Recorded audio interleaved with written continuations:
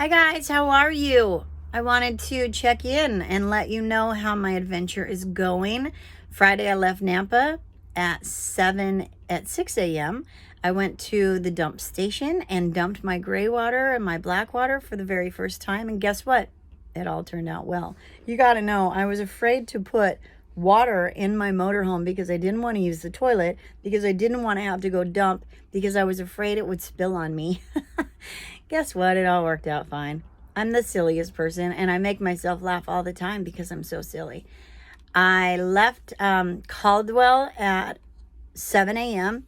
I went to Baker City and met a friend who lives there. She came out and I gave her the tour of the motorhome, and then I hit the road again. And then I stopped in Hermiston, and somewhere between Baker and Hermiston, my stairs fell out. So I have automatic stairs. When I open the door, they go down, and when I shut the door, they go up and they tuck away. Somehow they didn't tuck away. So when I got to Hermiston, the stairs were still out, and I was devastated because it was the first thing that broke. Okay, so it's silly, but I was like, oh my gosh. Well, up until this point, the drive was really stressful. Driving a motorhome is not like a walk in the park.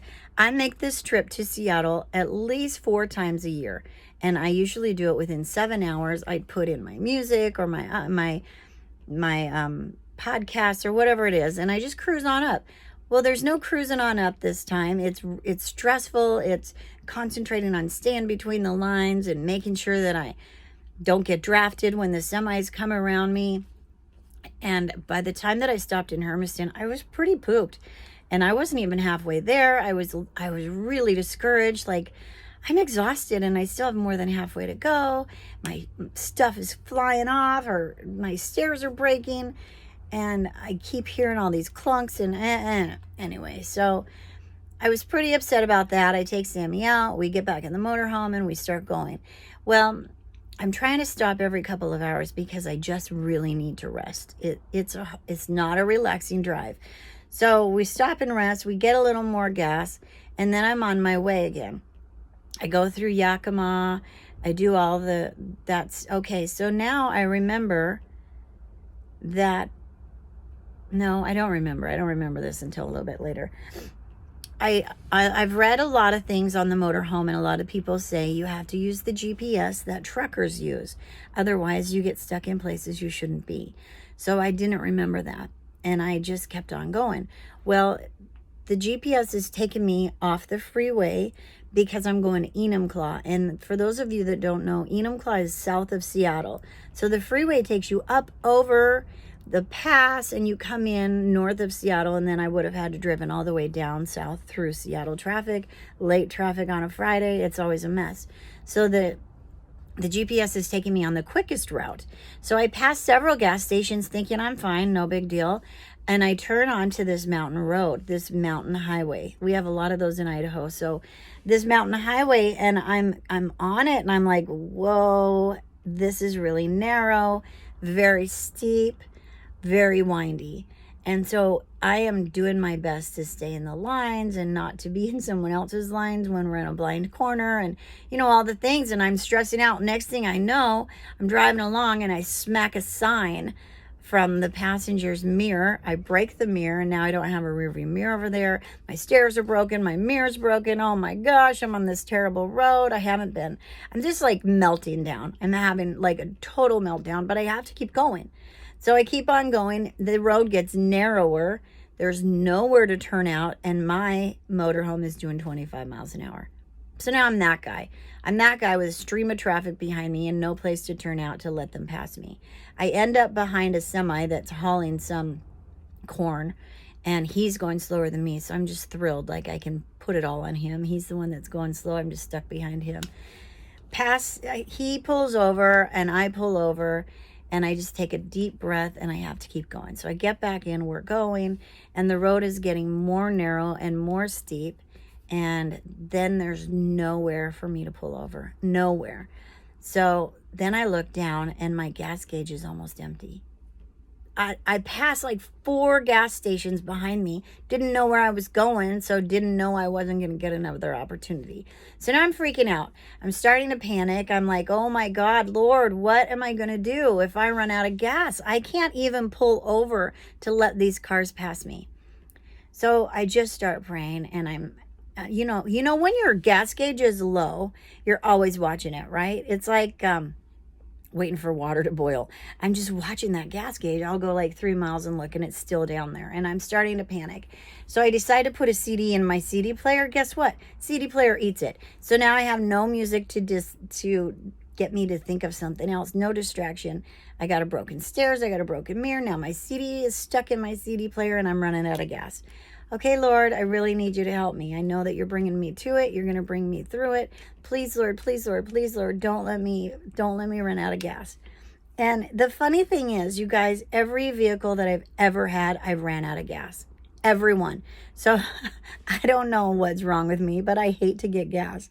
So I'm thinking, Lord, I don't know if I have 50 miles, because usually when your gas gauge, your light comes on, it means you have 50 miles. And I know this from experience. I usually have at least 50 miles to get to the gas station. And I'm praying like, God, I don't know. Do I have 50 miles? If I have 50 miles, I'm going to be okay. But what if the motorhome uses more gas? I just don't know. So I am praying. I finally find a spot to pull over. I pull over, I get out, turn the motorhome off, take Sammy out. I'm just like trying to get myself back together. And I get back in. I have no choice. I have to go forward. I turn the motorhome on, and guess what? The gas gauge moved. Like, it moved significant. And now I'm not freaking, and I'm like, thank you, Jesus. And so I coast. We go down through these. I'm hitting branches of trees as I'm going. Like, this is such a harrowing drive for me. I have to stay in the lines in this narrow little road. I got cars behind me. I'm hitting branches. Crap is breaking on the motorhome. And I'm just praying, God, just get me through it. Get me through it. Get me through it. And so it was kind of cool that I finally got a little bit of a peaceful sense about me after all this praying. And I was able to realize, guys, I was up by Mount Rainier National Park, which is gorgeous. Like, this area is gorgeous. And finally, I settled down enough to take in my surroundings, and I'm in the most beautiful place. Finally, I'm heading out of the mountain. I get into a gas station, literally coast in. Like, I coast in, and now I'm looking for my credit card. Can't find it. Can't find it at all. I think I left it in Baker City when I got gas the last time. I'm like, okay, here's the last thing. I find another credit card. I get gas. I get to the campground where I'm meeting the kids and the boys, the grand boys. They ran up and they threw themselves in my arms, and it made it all okay. It made it all worth it. Who cares about the crap that's flying off the motorhome? Who cares that I almost ran out of gas? Who cares that I lost my credit card? And who cares about all the things, because now I'm with the boys. We had a wonderful visit. We had a wonderful weekend at the family wedding. Wonderful time with family. I get it back up on Sunday. I have to drive another couple hours up to the kids' house in Bellingham. I end up backing up through a busy road, blocking the road, backing into the driveway, 100% perfect. And I'm just reminded that Jesus has me, that God's got me, that he's got us. And we get so hung up on all the little things that seem to snowball that we forget the big things. And the big thing is our faith, our maker, our universe, our God, whatever it is for you, that's the big thing, right? That's the payoff. That's the help that we have get through this life.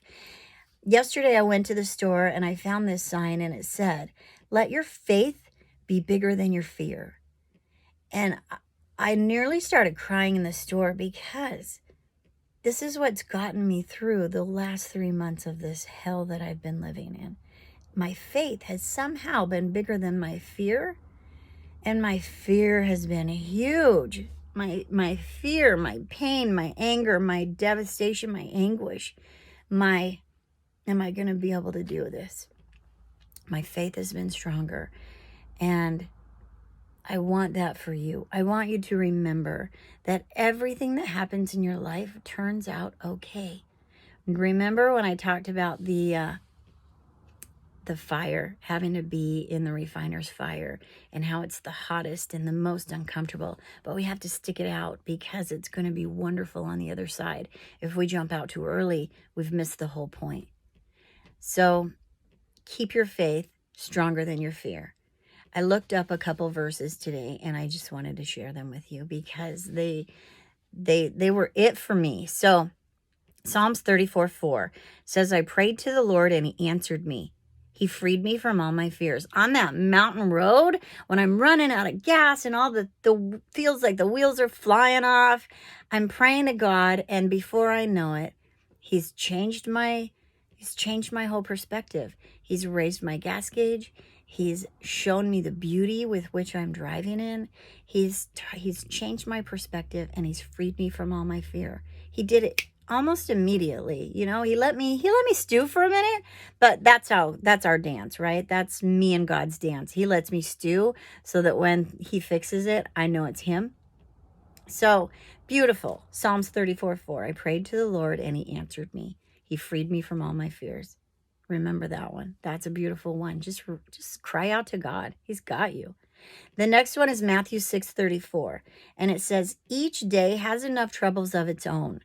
The Lord is the stronghold of my life. For whom shall I be afraid?